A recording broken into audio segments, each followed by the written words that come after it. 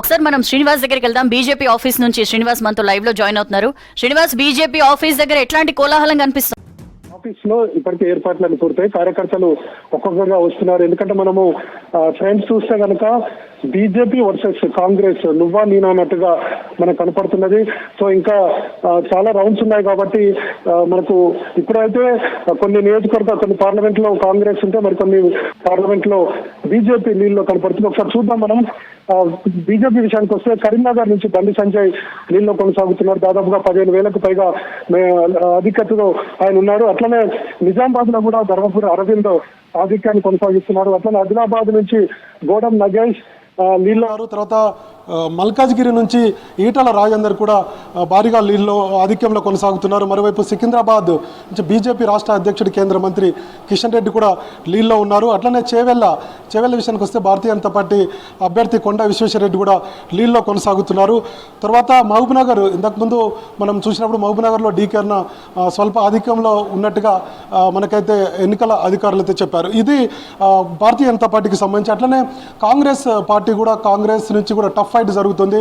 So మొత్తం 17 parliament నియోజకవర్గాల్లో ఒక హైదరాబాద్లో కూడా బీజేపీ అభ్యర్థి మాధవిలత కొద్దిసేపటి క్రితం లీడ్లో ఉన్నారు. సో ఫైనల్గా మనకు రిజల్ట్లో మరి చూడాలి. ఎంఐఎం వర్సెస్ బీజేపీ ఉంటుంది. గతంలో కూడా సెకండ్ ప్లేస్లో భారతీయ జనతా పార్టీ ఉంది హైదరాబాద్లో.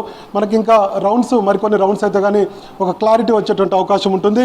ఇక కాంగ్రెస్ విషయానికి వస్తే కాంగ్రెస్ నుంచి పెద్దపల్లి అభ్యర్థి వంశీకృష్ణ లీడ్లో ఉన్నారు. అట్లనే ఖమ్మం కాంగ్రెస్ లీడ్లో ఉంది. నల్గొండ కాంగ్రెస్, అట్లనే మహబూబాద్ కాంగ్రెస్ ఆధిక్యాన్ని కొనసాగిస్తుంది. జహీరాబాద్ కూడా కాంగ్రెస్, అట్లనే భువనగిరి కాంగ్రెస్ ఉంది. వరంగల్ కూడా కాంగ్రెస్ ఉంది.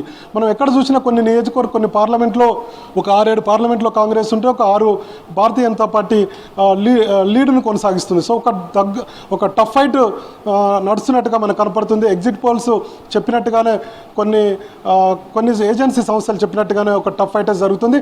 బీఆర్ఎస్ అయితే ఎక్కడ మనకు లీడ్లోకి వచ్చినటువంటి పరిస్థితి అయితే లేదు. సో చూడాలి ఏమైనా మెదక్లో ఏమైనా లీడ్లోకి వస్తుందా, ఎందుకంటే అక్కడ త్రిముఖ పోటీ అని చెప్పారు. కానీ ఇప్పటివరకు అయితే రఘునందన్ మెదక్ బీజేపీ అభ్యర్థి లీడ్లో ఉన్నట్టుగా, ఆధిక్యతతో ఉన్నట్టుగా మనకు అనిపిస్తుంది. బీజేపీలో అయితే కార్యకర్తలు ఇప్పుడిప్పుడే ఒక్కొక్కరుగా భారతీయ జనతా పార్టీ కార్యాలయానికి చేరుకుంటున్నారు. సో ఒక 4-5 రౌండ్లు అయితే తప్ప కొంత క్లారిటీ వచ్చేటువంటి అవకాశం ఉంటుంది. ఎవరు ఆధిక్యతతో ఉన్నారు, ఎవరు గెలిచేటువంటి అవకాశం ఉంటుంది అనేది ఒక క్లారిటీ వస్తుంది. కాబట్టి సో ఏర్పాట్లు అయితే టెంట్లు, తర్వాత కుర్చీలు ఇవన్నీ కూడా రెడీ చేస్తున్నారు. వాళ్ళు అనుకున్నటువంటి రిజల్ట్ వస్తే కనుక ఖచ్చితంగా పెద్ద ఎత్తున సంబరాలు చేయాలనేది ఒకటి. ఇంకొక వైపు తెలంగాణలో లీడ్లో ఉంది భారతీయ జనతా పార్టీ చాలా పార్లమెంటు నియోజకవర్గాలు. అట్లనే దేశవ్యాప్తంగా మరోసారి మోడీ అధికారంలోకి వచ్చేటువంటి అవకాశం ఉంది. అయితే వారణాసిలో కాంగ్రెస్ పార్టీ అభ్యర్థి లీడులో ఉండడం పట్ల కొంత భారతీయ జనతా పార్టీలో కొంత ఆందోళన మొదలైంది. మరి చూడాలి ఇంకా మిగతా రౌండ్స్లో కూడా మోడీ లీడ్లోకి వస్తారా. ఇంతకు ముందు అయితే ఒక 6,000కు పైచిలకు వెనకంజలో ఉన్నట్టుగా మనకైతే వార్తలు వచ్చాయి. మరి నెక్స్ట్ మళ్ళీ కౌంటింగ్లో ఇంకా ఆధిక్యత కనపరుస్తారో చూడాలి. సో మొత్తానికి అదొక్కటి తప్ప భారతీయ జనతా పార్టీ క్యాడర్ అయితే, నాయకులు అయితే కొంత హ్యాపీగానే ఫీల్ అవుతున్నారు. మేము అనుకున్నటువంటి రిజల్ట్ అయితే వస్తుంది. మేము గతంలో 4 పార్లమెంట్ సీట్లను మేము గెలిచాం.